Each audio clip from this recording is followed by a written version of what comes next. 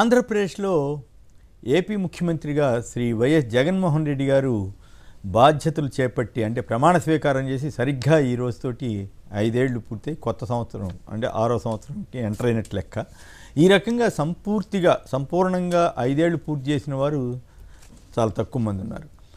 రాజశేఖర రెడ్డి గారు చేశారు, ఆ తర్వాత ఈయనకి అవకాశం వచ్చింది. చంద్రబాబు గారు కూడా టెక్నికల్గా చేసినట్లయినా కూడా ఒక 9 రోజులు తగ్గినాయి కాబట్టి దాన్ని పెద్ద సీరియస్ తీసుకోకూడదు. కానీ బట్ ఒకటి జగన్ గారి యొక్క పాలన గురించి ఆలోచిస్తే జగన్కి ముందు జగన్కి తర్వాత అనేట్లుగా ఆయన పాలన సాగిందంటే అతిశయోక్తి కాదు. జగన్ గారు తీసుకొచ్చిన వ్యవస్థలు బహుశా మన ఉమ్మడి రాష్ట్రంలో కానీ విభజిత రాష్ట్రంలో కానీ మరి ఎవరు తీసుకురాలా. అనేక మార్పులు. నిజానికి ఆయన చూస్తే ఈ నిజంగా ఇన్ని మార్పులు చేయగలుగుతాడా, ఇన్ని వ్యవస్థలను మార్చగలుగుతాడా అన్న అభిప్రాయం మొదట్లో కలిగేది. అలాంటి వ్యక్తి అసలు ఎంత ఆలోచన, ఎంత మేధావితనం, విజన్ ఉందని చెప్పుకున్న వాళ్ళేమో పచ్చి అబద్ధాలతోటి అప్రతిష్ట పాలైతే ఈయన విజన్ ఉంది అని చెప్పకుండానే చాలా విజన్ తోటి పనిచేసినటువంటి గొప్ప నేతగా జగన్ గారు ఈరోజు ఆవిర్భవించారు. అది చాలా విశిష్టమైనటువంటి పరిస్థితి. ఒక రకంగా చెప్పాలంటే ఇంకొక మాట చెప్తాను.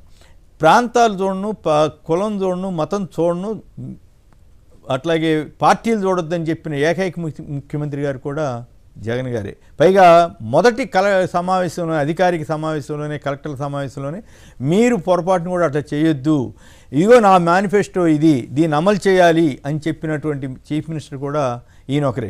గతంలో చూసాం వెబ్సైట్లోంచే మేనిఫెస్టోలను తీసేసిన టీడీపీ ప్రభుత్వాన్ని చూసాం. అది వేరే సంగతి. కానీ ఈయన అమలు చేసి చూపించాల్సిందే అని. అంతేకాకుండా 5 ఏళ్ళు అయ్యేసరికి 5 ఏళ్ళు అవుతున్న తరుణంలో ఇళ్ల వద్దకి మేనిఫెస్టోని పంపించి చూడండి నేను చేశాను ఒక్కటి తప్ప అని చెప్పినటువంటి ఘనత కూడా. అసలు గతంలో ఎప్పుడు మేనిఫెస్టోలు ముందు అనౌన్స్ చేయడం తర్వాత మర్చిపోవటం అనేది జనరల్గా రాజకీయ నాయకులకు అలవాటు, ప్రజలకి అలవాటు అయిపోయింది. కానీ జగన్ గారు అట్లా కాకుండా తన మేనిఫెస్టోని తనే గుర్తు చేసి తనే అమలు చేశానని చెప్పినటువంటి ఘనత మాత్రం ఆయనదే. ఇంకొక మాట చెప్పాలి. వృద్ధులను గౌరవించిన సమాజం ఆంధ్రప్రదేశ్లో మాత్రమే ఉంది. దాన్ని సృష్టించిన ఘనత జగన్మోహన్ రెడ్డి గారిది. వాలంటీర్లు అనేటువంటి ఒక కొత్త వ్యవస్థను తీసుకొచ్చి వాళ్ళ ద్వారా వృద్ధులకి పెన్షన్లు ఇవ్వడం ద్వారా వాళ్ళ ఆత్మగౌరవాన్ని పెంచారు, వాళ్ళ ఆత్మస్థైర్యాన్ని పెంచారు. సుదూర ప్రాంతంలో ఉన్న ఆ వృద్ధులకు తాలూకు ఉన్నటువంటి పిల్లలు కానివ్వండి, వాళ్ళ కుటుంబ సభ్యులకి ఒక భరోసా ఇచ్చారు. మా తండ్రి, మా తాత, లేకపోతే మా అమ్మమ్మ, మా అమ్మ వృద్ధులైనా కూడా ఆంధ్రప్రదేశ్లో చాలా గౌరవంగా ఉన్నారు, ఇబ్బందులేం పట్టలేదు అనేటువంటి పరిస్థితిని తీసుకొచ్చిన ఘనత మాత్రం జగన్ గారిదే తప్ప ఇంకా వేరే అవకాశమే లేదు. నిజానికి రాజశేఖర రెడ్డి గారు అప్పుడు కొన్ని ఫీజు రియంబర్స్మెంట్ అని, అట్లాగే కొన్ని ఆరోగ్యశ్రీ అని ఇట్లాంటిలో మంచి పేరు వచ్చింది. కానీ రాజశేఖర రెడ్డి గారి కంటే కూడా మంచి పేరు తెచ్చుకున్నటువంటి ఘనత జగన్మోహన్ రెడ్డి గారిదని అంటే తండ్రిని మించిన తనయుడు అనిపించుకున్న దాంట్లో నాకైతే సందేహం లేదు. నేనేమి ఈ వయసులో నాకు పొగడాల్సిన అవసరం లేదు, ఇంకేమీ వేరే లేదు. కానీ ఉద్దానం కిడ్నీ బాధితుల కోసం ఆయన చేసిన కృషి, పెద్ద సూపర్ స్పెషాలిటీ ఆసుపత్రి, 800 కోట్లతోటి 800 గ్రామాలకి వాటర్ ఇచ్చిన తీరు, ఇవన్నీ చూసిన తర్వాత నాకు ఆయన మీద గౌరవం పెరిగింది. రామాయపట్నం పోర్టు చూసిన తర్వాత ఈయన డెవలప్మెంట్ చేయగలడు అనేటువంటి ఒక నమ్మకం కలిగింది. అలాగే అనేక చోట్ల అనేక పరిశ్రమలు వస్తున్న తీరు, ఫార్మా హబ్బు, ఇవన్నీ చూసిన తర్వాత ఈయన ఆంధ్రప్రదేశ్కి చాలా ప్రయోజనకారి అని చెప్పినటువంటి భావన నాకు.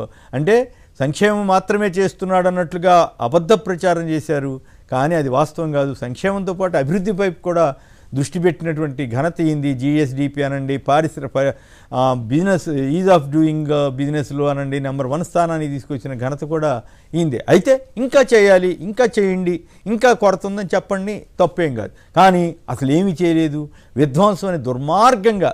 సరే, చంద్రబాబు గారు అంటే ప్రతిపక్ష నేత, ఆయన ఏదో అధికారంలో రావాలనుకుంటాడు కాబట్టి అబద్ధాలు చెప్పినా లేదా రాజకీయ విమర్శలు చేసినా చేయొచ్చు. కానీ రామోజీరావు గారు, రాధాకృష్ణ లాంటి వాళ్ళు, ఇంకా టీవీ5 నాయుడు అనండి, ఇంకెవరెవరో ఈ తెలుగుదేశం మీడియా గ్యాంగు నిజంగా దుష్టచతుష్టయంగా మారి పచ్చి అబద్ధాలని ఆంధ్రప్రదేశ్ పట్ల శాపంలాగా వ్యవహరించారు. దాన్ని ఎదుర్కోవటమే ఈయనకి ప్రధానమైనటువంటి సమస్యగా జగన్ గారికి మార్చారు వాళ్ళు. సో అయినప్పటికి కూడా వాళ్ళని తట్టుకుని ఈయన ముందుకెళ్ళగలగటం అనేది ఒక గొప్ప విషయం. ఈయన టైంలో 3 రకాల విప్లవాలు జరిగాయి. సామాజిక విప్లవం, రాజకీయ విప్లవం, పాలనాపరమైన విప్లవం. సామాజిక విప్లవం అంటే పేదలందరూ పార్టీలకు అతీతంగా, కులాలకు అతీతంగా వాళ్ళందరినీ కూడా ఒక రకంగా ఆదుకుని, తన స్కీముల ద్వారా ఆదుకుని వాళ్ళందరినీ పైకి తీసుకొచ్చాడు. విద్యా సంపద అని చెప్పి పేదవాడికి కూడా గవర్నమెంట్ విద్య అందాలి అని చెప్పి ప్రభుత్వ స్కూళ్ళను బాగు చేసిన ఘనత ఈందే. అభివృద్ధి లేదనే వాళ్ళకి ఒక్కసారి స్కూళ్ళు చూడమనండి, ఏపీలో ఒక్కసారి వెళ్ళి ఆసుపత్రులు చూడమనండి, అవి అభివృద్ధా కాదో వాళ్ళకి తెలుస్తుంది. అలాగే 17 మెడికల్ కాలేజీలు చూడమనండి, అట్లాగే ఈ వస్తున్న ఇండస్ట్రీస్ చూడమనండి. ఇలా పోతే కొత్తగా వస్తున్న పంప్డ్ స్టోరేజ్ పవర్ ప్లాంట్లు చూడమనండి. రామాయంపట్నం వద్ద వస్తున్న 40,000 కోట్ల విలువైనటువంటి సోలార్ పవర్ ప్యానల్ ప్లాంట్ ఇది చూడమనండి. శ్రీ సిటీలో వచ్చినటువంటి కొత్త పరిశ్రమలు చూడమనండి. అచ్యుతాపురంలో వచ్చిన పరిశ్రమలు చూడమని, విశాఖని ఏ రకంగా మంచి బ్రహ్మాండమైనగా అభివృద్ధి చేస్తున్న తీరు చూడమనండి. అదానీ వాడి యొక్క డేటా సెంటర్ వస్తున్నది, ఇన్ఫోసిస్ ఆల్రెడీ వచ్చింది. సో ఇలా ఒక టేక్ ఆఫ్ అంటే ఒక చక్కటి ఆరంభం జరిగింది. 2 ఏళ్ల కరోనా లేకపోతే ఇంకెంత బాగుండేదో, కానీ సరే అది దేశవ్యాప్తంగా ప్రపంచవ్యాప్తంగా వచ్చింది. వాటన్నిటిని అధిగమించి ఈయన ముందుకు వెళుతున్న తీరు చాలా గొప్పది. అన్నిటికి మించి ఈయన రాజకీయ విప్లవం అంటే మహిళలకి, బీసీలకి, ఎస్సీలకి అందరికీ కూడా, బీసీలకి వీళ్ళందరికీ కూడా 50% కాంట్రాక్టుల్లో ఇచ్చాడు. అట్లాగే పదవుల్లో ఇచ్చాడు, 50% రిజర్వేషన్ ఇచ్చి చట్టాలు చేశాడు. ఇలా ఒకటి కాదు రాజకీయ విప్లవం. అట్లాగే పాలనలో విప్లవం, గ్రామ వార్డు సచివాలయ వ్యవస్థ పెట్టడం అనేది గొప్ప రెవల్యూషనరీ చేంజ్. వాలంటీర్లను తీసుకొచ్చి ప్రజల వద్దకే పాలన కాదు, ప్రజల గడప వద్దకే పాలన. ఒకప్పుడు మండల వ్యవస్థ తీసుకొస్తేనే అబ్బో అనుకుంటే ఈయన ప్రభుత్వం చుట్టూ ప్రజలు తిరగక్కర్లేదు, ప్రభుత్వమే ప్రజల దగ్గరికి వెళ్ళాలి అని చెప్పి గడప వద్దకే సేవలు. ఒకప్పుడు ఆ సర్టిఫికేట్ల కోసం నానా పాటలు పడాల్సి వచ్చేది. అట్లాంటిది ఇప్పుడు వాలంటీర్కి ఇస్తే తెచ్చిచ్చేసే పరిస్థితి క్రియేట్ చేయడం అంటే అది మాత్రం చాలా గొప్ప విషయం. నిజానికి జగన్ గారు తీసుకొచ్చినటువంటి వ్యవస్థలకు సంబంధించి చెప్పాలంటే 5 నిమిషాలు 10 నిమిషాలు చాలదు, కొన్ని గంటలు సమయం తీసుకుంటే సాధ్యం అవుద్ది. కాబట్టి అదంతా ఇప్పుడు మనం 5-10 నిమిషాల్లో చెప్పలేకపోయినప్పుడు కూడా ఆయన తీసుకొచ్చిన అమ్మఒడి కాన్సెప్టు, చేయూత కాన్సెప్టు, ఇవన్నీ కూడా ఏదో రకంగా పేదలకు ఉపయోగపడటమే కాకుండా దాని వెనకాల ఒక పరమార్థం కూడా ఉంది అనేటువంటి పరిస్థితి తీసుకొచ్చారు.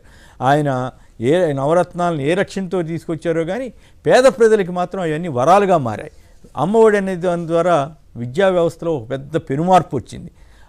మొత్తం పేద పిల్లలు కూడా చదువుకునే అవకాశాన్ని కల్పించారు. చేయూత ద్వారా చిన్న కుటుంబాల వాళ్ళు కూడా వ్యాపారాలు, చిన్న వృత్తుల్లో చేసుకునే అవకాశం ఇచ్చారు. చేనేత నేస్తం, కాపు నేస్తం, ఇలా వాహన మిత్ర, ఆటో వాళ్ళందరికీ కూడా రకరకాల వృత్తులు, వాళ్ళకి నాయి బ్రాహ్మణులు, ఇట్లా రకరకాల వాళ్ళకి రకరకాల రూపంలో సాయం చేసినటువంటి ఘనత అంటే ఆయన హామీ ఇచ్చాడు, అమలు చేశాడు. ఒకప్పుడు ఇది శ్రీలంక అయిపోతుంది, ఇవన్నీ పంచడం తప్ప, బటన్ నొక్కడం తప్ప అని చెప్పి ప్రచారం చేసిన చంద్రబాబు నాయుడు గారు, రామోజీరావు, రాధాకృష్ణ లాంటి వాళ్ళు, పవన్ కళ్యాణ్ లాంటి వాళ్ళు ఇప్పుడేమంటున్నారు, మేము ఇంకెక్కువ ఇస్తామని చెబుతున్నారు. మరి మీరే కదా శ్రీలంక అయిపోయిందంటే దానికి సమాధానం చెప్పరు. సో ఇవన్నీ అంటే మొత్తం రాష్ట్రంలో నేను 50 ఏళ్ళుగా చూస్తున్నాను, శాంతి భద్రతలు పర్ఫెక్ట్గా ఎక్కడ ఇబ్బంది లేకుండా, ఉద్యమాలు లేకుండా, గొడవలు లేకుండా ఉన్నటువంటి 5 ఏళ్ళు ఈ 5 ఏళ్ళే చూసాం. కానీ ఈ స్కీములు వీటన్నిటిని డైవర్ట్ చేయడం కోసం ప్రతిపక్షాల వాళ్ళు కావాలని రామోజీరావు గారు, రాధాకృష్ణ గారు ఇలాంటి వాళ్ళు దుష్టతలంపుతోటి విధ్వంసం అని పచ్చి అబద్ధాలు, ఎక్కడన్నా ఇద్దరు కొట్టుకున్నారనుకోండి వాళ్ళకి రాజకీయ రంగు పొలవటం, జగన్ గారి మీద దుష్ప్రచారం చేయటం. సో ఇటువంటి వాటిని కూడా ఆయన తట్టుకుని నిలబడ్డారు. ఇంకా ఈ డిజిటల్ లైబ్రరీలు, రైతు భరోసా కేంద్రాలు, ఇలా చెప్పుకుంటూ పోతే చాలా ఉంటున్నాయి. మరి సవాళ్ళు, ఆయన కూడా అనేక సవాళ్ళు ఎదుర్కొంటున్నారు. వాటిలో కీలకమైంది న్యాయ వ్యవస్థ నుంచి ఆయనకి ఎదురైన సవాళ్ళు బహుశా దేశంలో ఏ చీఫ్ మినిస్టర్కి ఎదురైండదు. ఆయన వ్యక్తిగత జీవితంలోనే ఎదుర్కొన్నాడు, ప్రభుత్వ పరంగా వచ్చిన తర్వాత కూడా ఎదుర్కొన్నాడు, ఇప్పటికీ ఎదుర్కొంటున్నాడు రకరకాల వ్యవస్థల ద్వారా. ఇప్పుడు ఉదాహరణకి ఎన్నికల వ్యవస్థ నుంచి చంద్రబాబు గారు కూటమికి కట్టుకుని ఎన్నికల వ్యవస్థను కూడా తన కూటమిలో భాగస్వామిగా చేర్చుకున్నంతగా కథ నడిపిస్తుంటే, ప్రభుత్వంలో ఉన్న జగన్ గారి పార్టీ వైసీపీ వాళ్ళు దాన్ని ఎదుర్కోవాల్సి వస్తూ ఉంది. అంతేకాదు ఇంగ్లీష్ మీడియం కానీ వీటన్నిటి మీద కోర్టులకు వెళ్ళటమే. ఏదన్నా రాత్రి జీవో రానివ్వండి, తెల్లారిసరికి కోర్టు, పబ్లిక్ ఇంట్రెస్ట్ లిటిగేషన్ వెంటనే ఎంటర్టైన్ చేయటం. కరోనాలో జీతాలు ఇవ్వలేని పరిస్థితి అన్ని రాష్ట్రాల్లో ఉంటే ఏపీలో మాత్రం హైకోర్టు వారు 12% వడ్డీతో సహా ఇమ్మని ఆదేశాలు ఇచ్చారు. చాలా విచిత్రమైన తీర్పులు వచ్చినాయి. ఇవన్నీ చెప్పుకుంటే బాగోదు, అందరినీ మనం తప్పు పడతాను, కానీ న్యాయ వ్యవస్థలో జరిగినటువంటి కొన్ని ఇవి మాత్రం చాలా కొంచెం అది న్యాయ వ్యవస్థకు కూడా ప్రశ్నార్థకంగా మారింది. ఏంది ఇట్లా, అది ప్రభుత్వం తప్ప లేకపోతే న్యాయ వ్యవస్థ రూల్స్ తప్ప ఏమిటి అనే చర్చకు కూడా ఆస్కారం వచ్చింది. సో అయితే మరి 3 రాజధానుల ఇష్యూ మీద జరిగిన తతంగం చూసాం. ఆయన విత్డ్రా చేసుకున్న బిల్లు మీద కూడా తీర్పులు ఇచ్చేసిన పరిస్థితి. ఇట్లా 31 లక్షల ఇళ్ల స్థలాలు ఇస్తే, ఇళ్ల స్థలాలు ఒక్కళ్ళెవరో నాకు చాలదని వెళ్తే మొత్తం 31 లక్షల ఇళ్ల స్థలాల మీద స్టే ఇస్తే మళ్ళీ ఈయన సుప్రీంకోర్టుకి వెళ్ళాల్సిన పరిస్థితులు, ఇవన్నీ కూడా కొంచెం ఇబ్బందికరంగానే ఉన్నాయి. అయితే ఈయన తన హయాంలో అనేక వ్యవస్థలను మార్పు తీసుకురావాలని చేసిన ప్రయత్నం అనేక మంది శత్రువులను కూడా పెంచిందేమో అనిపిస్తుంది. విద్యా వ్యవస్థలో తీసుకొచ్చిన మార్పుల వల్ల విద్యా వ్యవస్థలో ఉన్న ప్రైవేట్ శక్తుల నుండి కార్పొరేట్ శక్తుల నుండి వాళ్ళందరికీ కోపం వచ్చింది. సినిమా వాళ్ళని ఆంధ్రప్రదేశ్లో షూటింగ్లు పెట్టండి, ధరలు పేదవాడికి కూడా అందుబాటులో ఉంచండి, లేదా ఇట్లా చేయండి అని అన్నందుకు సినిమా వాళ్ళకి సినిమా పెత్తందారులకి పెట్టుబడిదారులకి కోపం వచ్చింది కొంతమంది, అందరికి కాదు కానీ చిన్న పరిశ్రమల వాళ్ళు స్వాగతించారు, చిన్న సినిమాల వాళ్ళు స్వాగతించారు, కానీ ఇట్లా కొంతమందికి మాత్రం కోపం ఉంది. మమ్మల్ని ఇక్కడ ఏపీకి వచ్చి ఈ షూటింగ్లు చేయమంటారా అన్నట్లుగా. ఇట్లా హెల్త్ రంగంలో ఈయన తీసుకొచ్చిన మార్పులు ఇవన్నీ చూసి, ఆరోగ్య సురక్ష ఇవన్నీ తీసుకొచ్చి సహజంగానే కార్పొరేట్ వాళ్ళకు కూడా కొంత అసంతృప్తి కలుగుతుంది. ఎందుకంటే వాళ్ళ డిమాండ్ కొంత తగ్గుతుంది కదా ప్రైవేట్ సెక్టార్కి. సో ఇట్లా ఒకటి కాదు, అనేక సవాళ్ళను ఎదుర్కొంటూ 5 ఏళ్ళు కంప్లీట్ చేసుకుని మొత్తం అనేక వ్యవస్థలో మార్పు తీసుకొచ్చినటువంటి వైఎస్ జగన్మోహన్ రెడ్డి గారికి మనం అభినందనలు తెలియజేయాలి, శుభాకాంక్షలు తెలియజేయాలి. మరొకసారి ఆయన విజయం సాధించి మరింత అభివృద్ధి పదంలో రాష్ట్రాన్ని నడపాలని మనం కోరుకుందాం.